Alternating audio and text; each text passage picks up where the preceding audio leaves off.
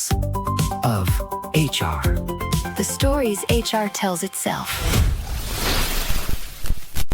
You know that feeling when you're on a flight and suddenly, the plane just drops? Oh, yeah. The absolute worst. Right. The seatbelt sign dings, the overhead bins start rattling, and your stomach just completely falls into your shoes. And everyone in the cabin, they immediately stop what they're doing.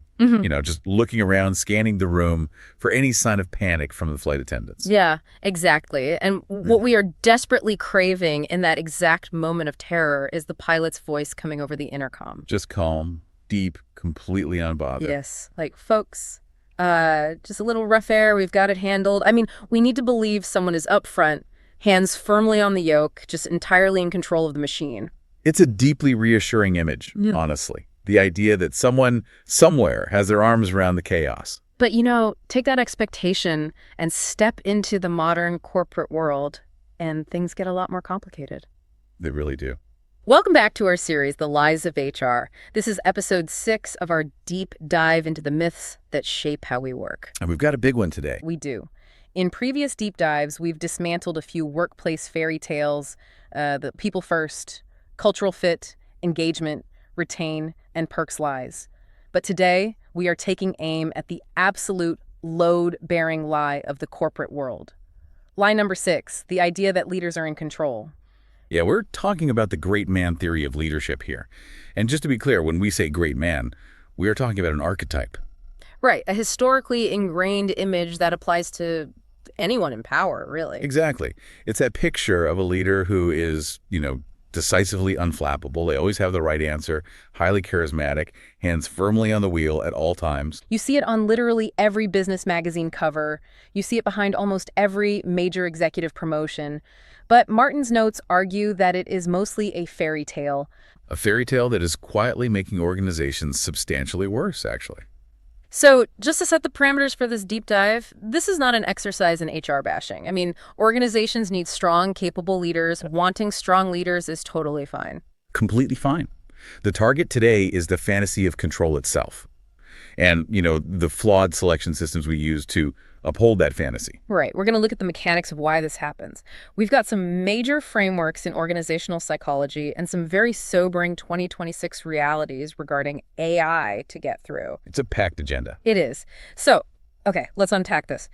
If the always in control style is a myth, we have to look at why it fails so spectacularly in the real world. And to do that, we need a map of reality. Martin's notes point us to Dave Snowden's Sinafin framework, which was published in the Harvard Business Review.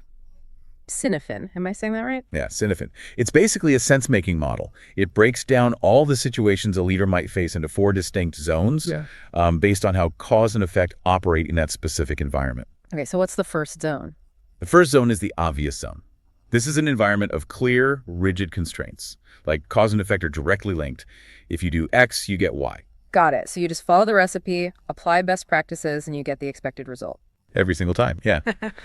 Then the second zone is the complicated zone. The relationship between cause and effect still exists, but it isn't immediately obvious to a layperson. Right. You need an expert for that one. Exactly. You need a specialized expert to analyze the data, find the patterns, and engineer a solution. Let me try to ground this with an analogy. So if I'm looking at the obvious zone, that's like assembling a basic piece of IKEA furniture, right? Example. You look at the manual, you put the wooden peg in the pre-drilled hole, and boom, you get a bookshelf. It's a straight line. And the complicated zone. The complicated zone would be like building a Ferrari. I couldn't do it. But a team of mechanical engineers knows exactly how the physics work. It can be fully mapped out and solved in advance. That's spot on. But then Snowden introduces the third zone, which he calls the complex zone. And this is where the traditional mechanics of management completely break down. Uh-oh. Why is that?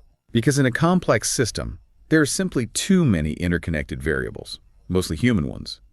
Situations are entirely unpredictable, and outcomes only emerge as you go. Right, so you can't just write a manual for it. No, and you certainly can't call in an expert to guarantee a result.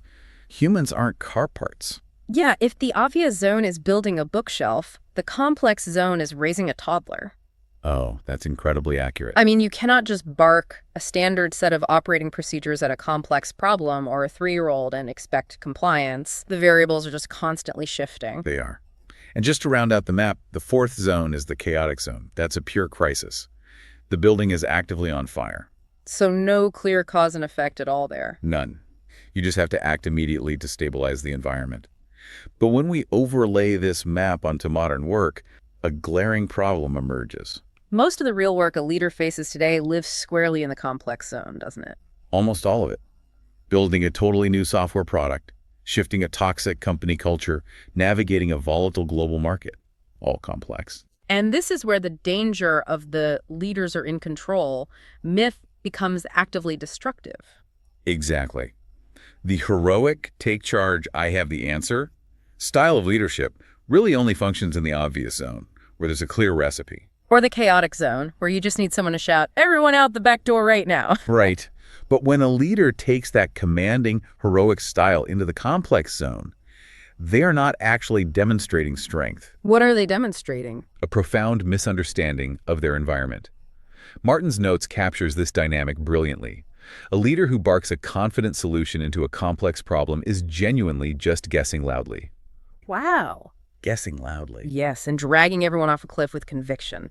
Because in a complex system, nobody is actually in control. I mean, the leader genuinely does not know the answer in advance because the answer doesn't exist yet. Precisely.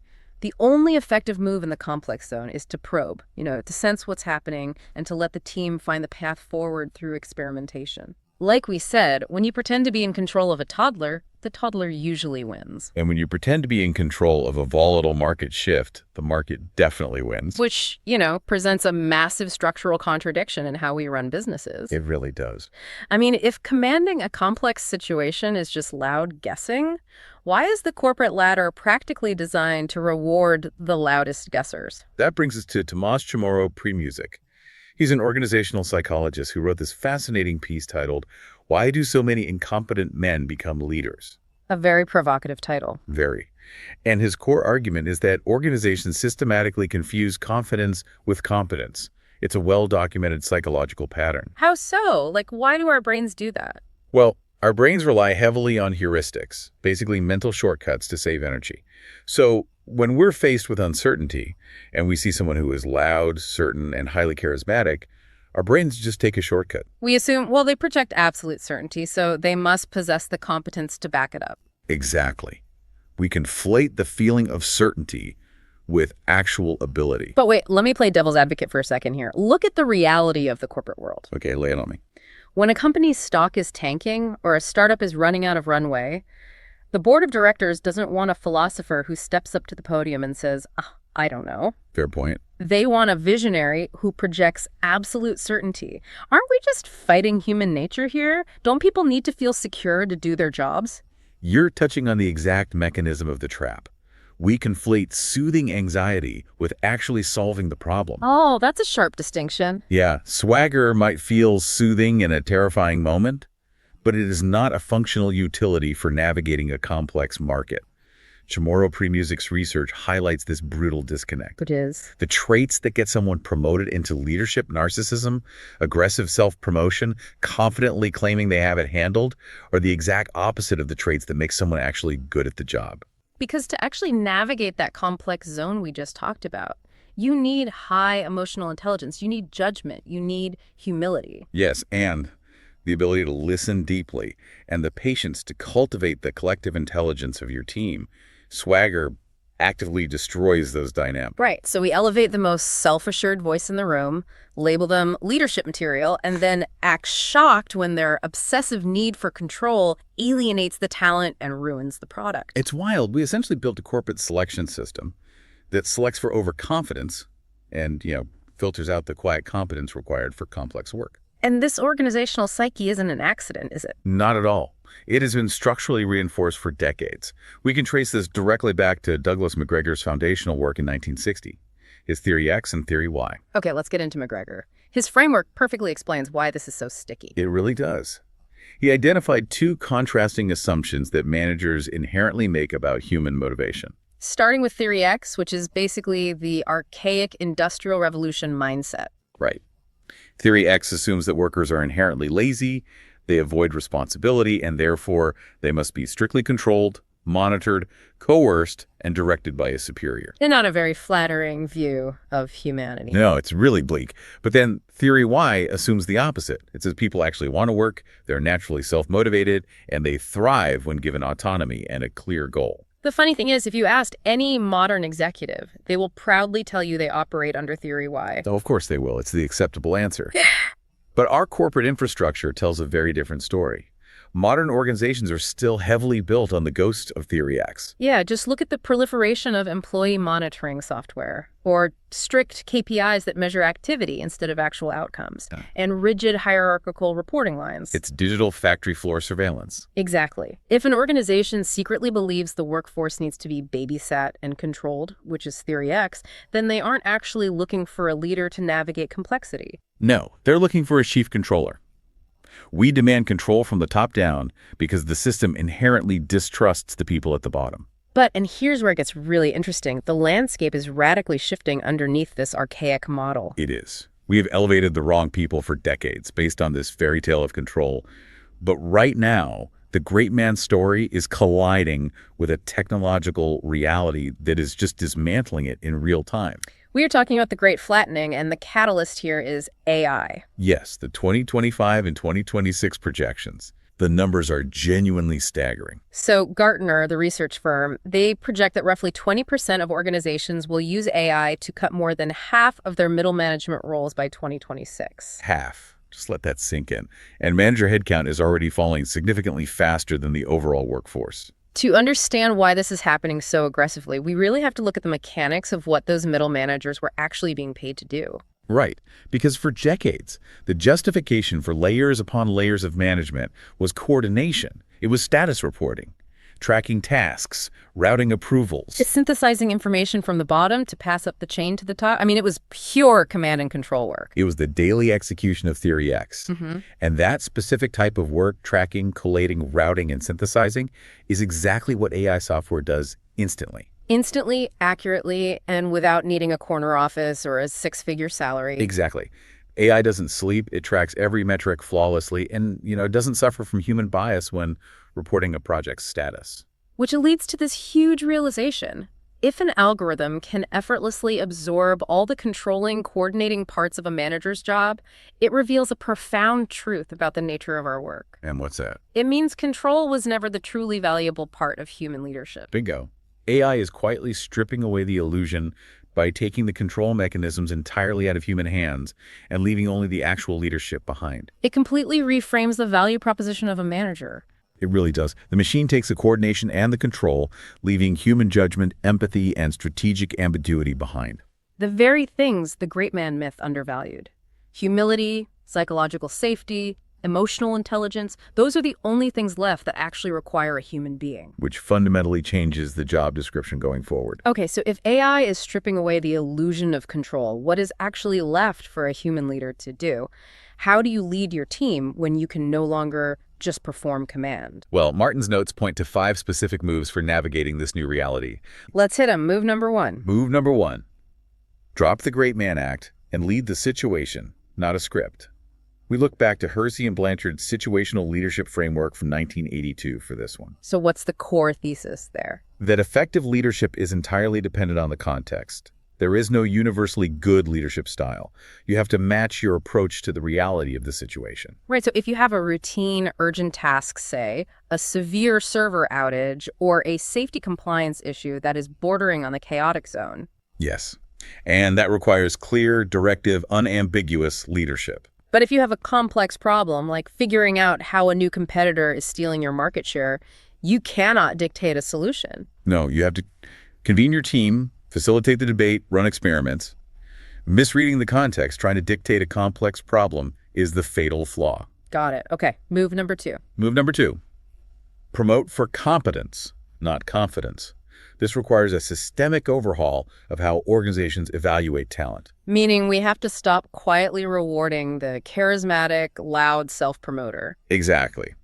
If the most certain voice in the room is statistically not the most capable one, promotion criteria have to change. You have to actively look for judgment. So you look for the person who asks the best questions, not the one who always claims to have the answers. Right. You look for a track record of developing other people's careers.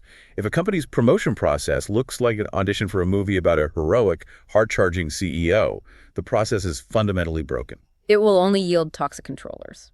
Okay, move number 3. Move number 3, learn to say, I don't know. Oh, wow. For a traditional manager raised in a Theory X environment, those 3 words sound like a career death sentence. I know, it feels terrifying. It feels like stepping up to the microphone on that airplane we talked about earlier and saying, folks, I have absolutely no idea how to fly this thing. We're just going to wing it. Yeah, that would cause a riot. It would. But that fear is just the myth of control talking. In complex work, admitting you don't know isn't a weakness. It is a vital strategic mechanism. How so? If a leader claims to know the answer to an inherently unknowable problem, the team immediately stops thinking. They shut off their own critical faculties and just follow the leader over the cliff. Right. But when a leader says, I don't know the answer, but here's the framework for how we are going to figure it out together, it entirely shifts the power dynamic. Exactly. It creates psychological safety. It signals to the team that their intellect is required. It creates the space for the team's collective intelligence to actually find the path forward. Which leads directly into move number 4, flex, explain, and adjust. Yes, this is really about the mechanics of transparency. You need to be directive when things are urgent and your people are green. You need to shift to a coaching stance as they gain experience. And delegate entirely to the people who have earned that trust. But the critical mechanism here is the explanation. Crucial. You have to tell your team why you are leading a certain way in any given moment. Explaining your stance demystifies the leadership process and treats your team like rational adults. So you might say, team, we only have 24 hours to meet this deadline, so I'm going to be highly directive today. I need strict compliance, but next week when we brainstorm strategy, I'm going to step back. Exactly. That transparency builds deep structural trust. Arbitrary command only builds malicious compliance. When people understand the why behind your behavior, they don't feel manipulated. Okay, finally, move number 5. Move number 5. Get good at what AI can't do. The machines have the coordination. They have the status updates, the data synthesis, the routing approvals. So do not waste your time defending the controllable parts of your job. Because you will inevitably lose that fight to an algorithm. Human leaders must relentlessly focus on their uniquely human value. Meaning exercising judgment under extreme uncertainty, developing the emotional intelligence of your people, mediating conflicts, building deep trust across departments. Yes, it means asking the right, provocative questions instead of fighting to have the loudest answers. So if we synthesize everything we've looked at today, from Snowden's complexity map to the confidence trap to the AI flattening of middle management, the core message is really clear. It is. Leadership was never about gripping the wheel until your knuckles turn white. Real leadership is about reading the road. It's about knowing when to steer, when to let go, and being profoundly honest with your team when you can't see what's ahead in the fog. The leaders worth following aren't the ones who pretend to be in control. They are the ones who are secure enough not to need the illusion of control. That is so powerful. But that leaves us with one final, deeply provocative thought to consider for you listening today. Yeah, we have to ask a hard question. If the great man myth is so demonstrably damaging, and if it so clearly makes our organizations worse, why is it so remarkably sticky? Why do we keep buying into it, decade after decade? There's a concept by a researcher named Jay Mindel called the romance of leadership. He argues that humans have a profound psychological tendency to over-attribute every organizational success and every failure to the heroic leader at the top. Right. We ignore the market conditions, the luck, and the collective effort of thousands of employees, and we just pin it all on the CEO. It's simply easier to understand a story with a single hero or villain than it is to understand a complex system. And maybe the uncomfortable truth isn't just about the leaders themselves. Right. Maybe it's not entirely their fault that they put on this commanding act. Maybe we, as followers, are romantically addicted to the illusion of the heroic leader. Because the alternative, accepting that the world is inherently complex, deeply chaotic, and that absolutely no one is truly in control of the macroeconomic climate or the future, is just too terrifying for us to admit. We demand the pilot's soothing voice on the intercom, even if we know the pilot is just as blind to the storm as we are. We demand the lie because the truth of complexity is just too heavy to carry. That is definitely something for you to think about the next time you expect your boss to have all the answers. That's another comfortable lie, told straight. If you want the next one the moment it's published, sign up at liesofhr.com. Sit with this one, argue with it, and come back for more. Lies of HR. The stories HR tells itself.